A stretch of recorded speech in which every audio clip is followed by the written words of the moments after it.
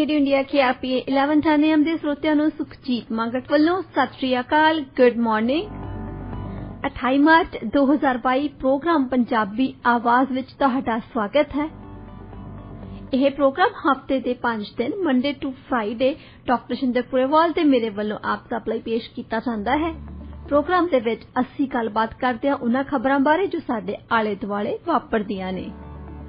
Programme 'ਚ ਸਵਾਗਤ ਕਰਦੇ ਹਾਂ ਡਾਕਟਰ ਸਾਹਿਬ ਦਾ। ਡਾਕਟਰ ਸਾਹਿਬ, ਸਵਾਗਤ ਹੈ ਜੀ ਤੁਹਾਡਾ ਪ੍ਰੋਗਰਾਮ 'ਚ। Good morning. Good morning doctor ਸਾਹਿਬ। ਖਬਰਾਂ ਦੀ ਸ਼ੁਰੂਆਤ ਕਰਦੇ ਹਾਂ ਜੀ।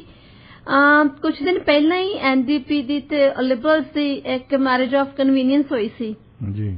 ਹੁਣ ਇਹਦੇ ਵਿੱਚ NDP ਨੇ ਆਪਣੀ ਪਹਿਲੀ ਸ਼ਰਤ ਲਗਾਈ ਆ ਕਿ ਡਿਫੈਂਸ ਜੋ ਸਪੈਂਡਿੰਗ ਹੈਗੀ ਆ ਉਹਦੇ ਤੇ ਕੈਪ ਲਗਾਉਣਾ ਚਾਹੀਦਾ, ਉਹਦੇ ਤੇ ਕੈਪ ਹੋਣਾ ਚਾਹੀਦਾ ਜੀ। ਇਹ ਉਹਨਾਂ ਨੇ ਪਿਛਲੇ ਪ੍ਰੈਜ਼ੀਡੈਂਟ ਨੇ ਵੀ US ਦੇ ਵਿੱਚ ਇੱਕ ਸਾਰੇ ਨੇਟੋ ਮੈਂਬਰਸ ਨੂੰ ਇੱਕ ਆਰਬਿਟਰੀ ਜਿੱਦਾਂ ਕਹਿੰਦੇ ਦੰਡ ਮਾਪ ਲਾਤਾ ਕਿ ਸਾਰੇ ਨੇਟੋ ਮੈਂਬਰਸ ਨੂੰ ਘੱਟੋ ਘੱਟ 2% ਗ੍ਰੋਸ ਡੋਮੈਸਟਿਕ ਪ੍ਰੋਡਕਟ ਦਾ ਆਪਣੀ GDP ਦਾ ਡਿਫੈਂਸ ਸਪੈਂਡਿੰਗ ਤੇ ਲਾਉਣਾ ਚਾਹੀਦਾ। ਹੁਣ ਇਹ ਕਹਿੰਦੇ ਹੁੰਦੇ ਅੰਨਾ ਵੰਡੇ ਰੇੜੀਆਂ ਮੁੜ ਆਪਣਿਆਂ ਨੂੰ ਜੀ। ਤੇ ਇਹ ਡਿਫੈਂਸ ਸਪੈਂਡਿੰਗ ਦੇ ਉਹਨਾਂ ਨੂੰ ਪਤਾ ਹੈ ਕਿ ਸਭ ਤੋਂ ਵੱਧ ਹਥਿਆਰ ਬਣਾਉਂਦੇ US ਵਾਲੇ। ਹਾਂਜੀ। ਤੇ ਜੇ ਨੇਟੋ ਕੰਟਰੀਜ਼ ਦੀ ਸਪੈਂਡਿੰਗ ਤਾਂ ਵੀ ਜਾਂਦੀ, ਭਾਵੇਂ ਉਹਨਾਂ ਦੇ ਆਪਣੇ ਵੀ ਹਥਿਆਰ ਬਣਾਉਂਦੇ, ਸਾਡੇ ਵੀ ਹਥਿਆਰ ਬਣਾਉਂਦੇ ਨੇ, ਪਰ ਜ਼ਿਆਦਾ ਤੌਰ ਤੇ ਅਸੀਂ US ਤੋਂ ਹੀ ਖਰੀਦਦੇ ਹਾਂ। ਬਾਕੀ ਦੀਆਂ 30 ਨੇਟੋ ਕੰਟਰੀਜ਼ ਆ ਉਹ ਵੀ US ਤੋਂ ਹੀ ਖਰੀਦਦੇ ਆ। ਇੰਗਲੈਂਡ ਵਾਲੇ ਜਿੰਨੇ ਇੰਪੋਰਟ ਕਰਦੇ ਆ, ਭਾਵੇਂ ਕਿ ਉਹ ਆਪਣੇ ਵੀ ਹਥਿਆਰ ਬਹੁਤ ਬਣਾਉਂਦੇ ਆ, ਬਾਕੀ ਕੁਝ ਹਥਿਆਰ ਇੰਪੋਰਟ ਕਰਦੇ ਆ। 84% ਹਥਿਆਰ ਉਹ US ਤੋਂ ਇੰਪੋਰਟ ਕਰਦੇ ਆ। ਹੁਣ US ਦੇ ਵਿੱਚ ਇੱਕ ਬਹੁਤ ਵੱਡੀ ਇੰਡਸਟਰੀ ਹੈ ਜਿਹੜੀ ਮਿਲਟਰੀ ਇੰਡਸਟਰੀਅਲ ਕੰਪਲੈਕਸ ਕਹਿੰਦੇ ਇਹਨੂੰ ਅਸੀਂ। 18% US ਦੀ GDP ਜਿਹੜੀ ਆ ਉਹ ਮਿਲਟਰੀ ਇੰਡਸਟਰੀਅਲ ਕੰਪਲੈਕਸ ਦੇ ਕੋਲ ਆ।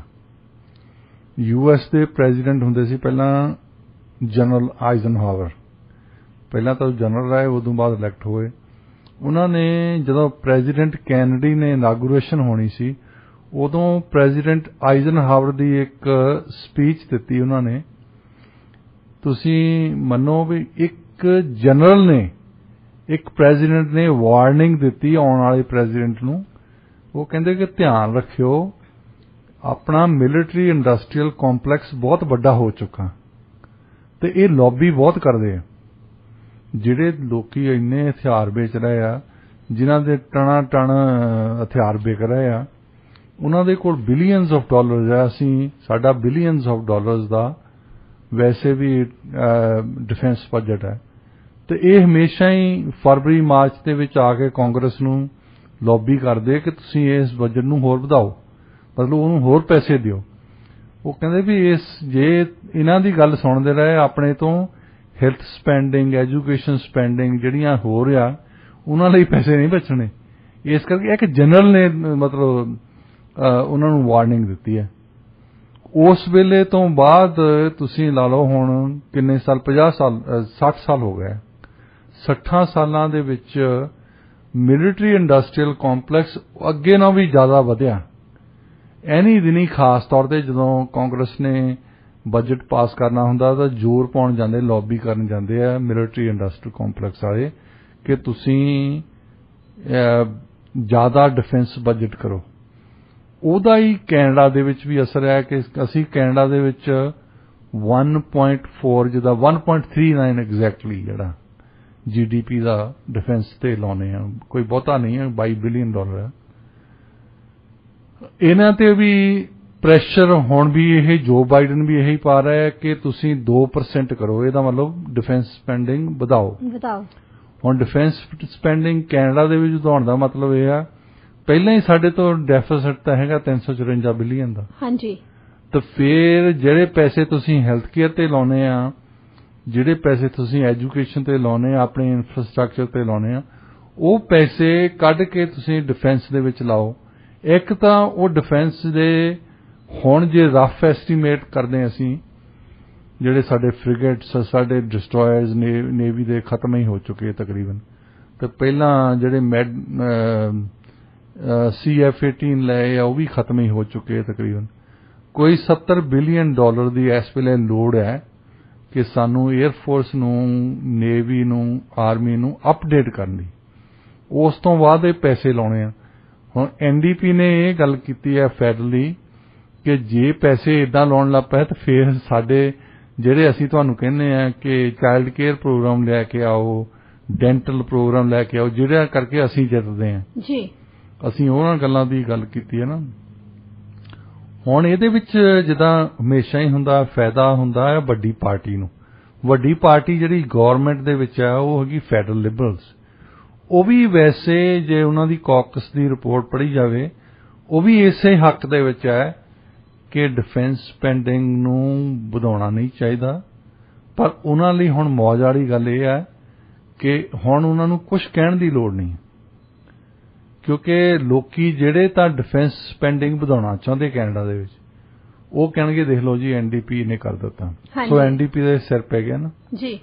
ਤੇ ਜਿਹੜੇ ਲੋਕੀ ਵੈਸੇ ਨਹੀਂ ਵਧਾਉਣਾ ਚਾਹੁੰਦੇ ਉਹ ਕਹਿਣਗੇ ਦੇਖੋ ਜਸਟਨ ਟਰੂਡੋ ਉਹਨਾਂ ਨੇ, ਲਿਬਰਲਸ ਨੇ ਵਧੀਆ ਡਿਸੀਜਨ ਲਈ, ਨਹੀਂ ਇਹਨਾਂ ਵਧਾਈ। ਸੋ ਦੋਹੀਂ ਪਾਸੇ ਫਾਇਦਾ ਜਿਹੜਾ ਆ ਉਹ ਫੈਡਰਲ ਲਿਬਰਲਸ ਨੂੰ ਹੁੰਦਾ ਹੈ ਤੇ ਭਾਂਡਾ ਸਿਰ ਭੱਜਣਾ ਆ NDP ਦੇ। ਇਹ ਛੋਟੀ ਪਾਰਟੀ ਦੀ ਤਾਂ ਹੀ ਕਹਿੰਦੇ ਹੁੰਦੇ ਕਿ ਕੋਲੀਸ਼ਨ ਜਦੋਂ ਤੁਸੀਂ ਬਣਾਉਂਦੇ ਆ, ਇੱਥੇ ਤੁਹਾਡੇ ਪ੍ਰਮਾਣ ਮੋਹਰੇ ਹੀ ਹੈ ਕਿ BC ਦੇ ਵਿੱਚ ਪਹਿਲਾਂ NDP ਤੇ ਗ੍ਰੀਨ ਪਾਰਟੀ ਨੇ ਕੀਤੀ ਸੀ ਕੋਲੀਸ਼ਨ। ਗ੍ਰੀਨ ਪਾਰਟੀ ਦੇ ਜਿਹੜੇ ਨੰਬਰ ਘਟ ਗਏ ਦੂਜੀ ਵਾਰੀ ਤੇ NDP ਦੇ ਵੱਧ ਗਏ। ਸੋ ਅਗਲੀ ਵਾਰ ਜਿਹੜੀ ਇਲੈਕਸ਼ਨ ਹੋਣੀ ਆ ਫੈਡਰਲੀ, ਤੁਸੀਂ ਇਹ ਦੇਖੋਗੇ ਕਿ ਉਹਨਾਂ ਦੇ ਨੰਬਰ ਵੱਧ ਜਾਣੇ ਆ, ਇਹਨਾਂ ਦੇ ਘਟ ਜਾਣੇ ਆ। ਪਰ ਇਹਦਾ ਫੈਡਰਲ ਜਿਹੜਾ ਫਾਇਦਾ ਹੋ ਰਿਹਾ ਆ ਡਿਫੈਂਸ ਸਪੈਂਡਿੰਗ ਇਨਕਰੀਜ਼ ਕਰਨ ਦਾ, ਔਰ ਸਾਰੇ ਦੇਸ਼ਾਂ ਨੂੰ ਇਹ ਕਹਿਣਾ ਕਿ ਤੁਸੀਂ ਘੱਟੋ ਘੱਟ 2% ਲਾਓ। ਉਹਨਾਂ ਨੂੰ ਅਮਰੀਕਾ ਵਾਲਿਆਂ ਨੇ ਇਹ ਗੱਲ ਕਹੀ ਆ, ਇਹ ਦੰਡ ਮਾਪ ਲਾਇਆ, ਆਰਬਿਟਰੀ ਹੈ ਵੈਸੇ। ਇਹਨਾਂ ਨੂੰ ਇਹ ਨਹੀਂ ਪਤਾ ਕਿ ਕਿੰਨੇ ਪੈਸੇ, ਤਾਂ ਪੈਸੇ ਤੁਸੀਂ ਲਾਈ ਚੱਲੋ। ਮਿਲਟਰੀ ਤਾਂ ਇਹੀ ਚਾਹੁੰਦੀ ਹੈ। ਔਰ 30 ਦੇਸ਼ਾਂ ਦੇ ਵਿੱਚੋਂ ਤੁਸੀਂ ਦੇਖੋ 2% ਜਿਹੜਾ ਆ ਰਿਹਾ, ਉਹਨਾਂ ਦੇ ਆਪਣੇ ਤਾਂ ਹੈ ਥੋੜੇ ਜਿਹੇ, ਜਿੱਦਾਂ ਸਾਡੇ GM ਵਾਲੇ ਆਰਮਡ ਕੋਰ ਵਗੈਰਾ ਬਣਾਉਂਦੇ ਆ। ਕਹਿਣ ਨੂੰ ਤਾਂ GM ਕੈਨੇਡੀਅਨ ਹੈ ਵੈਸੇ, ਪਰ ਹੈਗੀ ਤਾਂ ਅਮਰੀਕਨ ਕੰਪਨੀ ਆ ਜੀ, ਤਾਂ ਪੈਸੇ ਤਾਂ ਉੱਥੇ ਹੀ ਵਾਪਸ ਜਾਂਦੇ ਆ, ਡਿਟਰੋਇਟ ਨੂੰ ਮੁੜ ਕੇ ਜਾਂਦੇ ਆ। ਹਾਂਜੀ। ਸੋ ਉਹਨਾਂ ਦਾ ਫਾਇਦਾ ਜਿਹੜਾ ਆ ਜਦੋਂ ਉਹਨਾਂ ਨੇ ਹਥਿਆਰ ਲੈਣੇ ਆ ਉਹ ਅਮਰੀਕਨ ਮਿਲਟਰੀ ਇੰਡਸਟਰੀਅਲ ਕੰਪਲੈਕਸ ਨੂੰ ਹੋ ਰਿਹਾ, ਜਿਹੜੇ ਕਿ ਧੜਾ ਪੈਸੇ ਬਣਾ ਰਹੇ ਆ।